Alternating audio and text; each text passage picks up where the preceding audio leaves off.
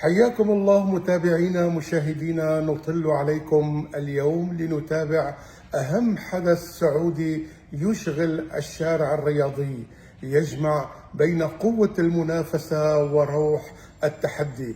الأهلي والنصر إلى نهائي كأس السوبر السعودي. للحديث أكثر عن هذا الحدث الرياضي الكبير الزميل العزيز المحجوب الزاكي المعلق الرياضي.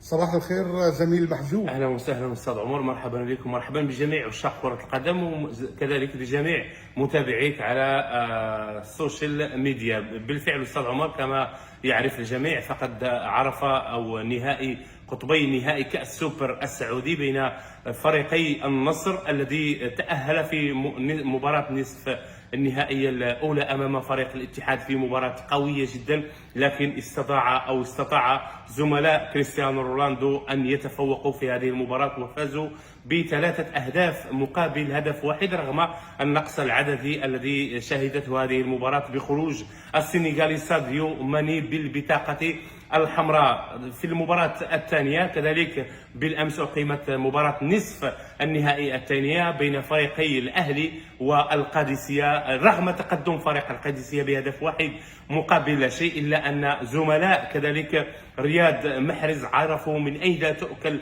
الكتف وعادوا في المباراة ب5 أهداف مقابل هدف واحد. كذلك هناك بطاقة حمراء في هذه المباراة للاعب فريق القادسية الذي كان يريد أن تكون هناك مفاجأة في هذه المباراة، ولكن لم يعرف كيف يتعامل مع مجريات اللقاء لكي يغادر مباراة نصف النهائي الثانية لكي يلتحق بفريق الأهلي يلتحق بفريق النصر في المباراة النهائية التي ستقام يوم السبت القادم في ملعب هونغ كونغ بالصين الشعبية، هذه البلاد التي تعرف هذه الأيام تساقطات مطرية وجو رائع جدا. رغم ذلك لاحظنا بعض الجماهير السعودية التي سافرت مع فرقها للتشجيع هناك. إذا المباراة النهائية أستاذ عمر والختامية ستجري بين فريقي النصر وفريق الأهلي، وهذه المباراة تعد بالشيء الكثير للجماهير، ليس فقط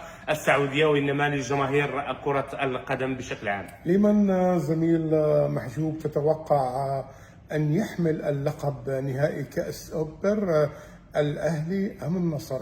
المباراة متساوية بحكم ما يمتلكه اللاعبين من لاعبين على المستوى العالي، خصوصا فريق النصر الذي دخل الموسم سوق الانتقالات الصيفية بشكل قوي جدا وتعاقد مع إنيغو مارتينيز كما ذكرنا في السابق لاعب برشلونة أو المدافع الأوسط لفريق برشلونة. كذلك جواو فيليكس لاعب تشيلسي الماضي وزميل كريستيانو رونالدو في المنتخب البرتغالي. هذه التعاقدات يمكن أن نقول، وكذلك كينغسلي كومان اللاعب الفرنسي لاعب بايرن ميونخ الألماني. هذه التعاقدات يمكن أن تعطي دفعة معنوية لفريق النصر ليحقق أول ألقابه هذا الموسم. فلذلك الكفة متساوية بين الفريقين، وأرضية الملعب هي التي سنعرف من خلالها من سيفوز بهذا اللقب الغالي. إذا نلتقي إن شاء الله يوم الأحد بعد نهاية المباراة لنعرف من هو بطل كأس السوبر السعودي.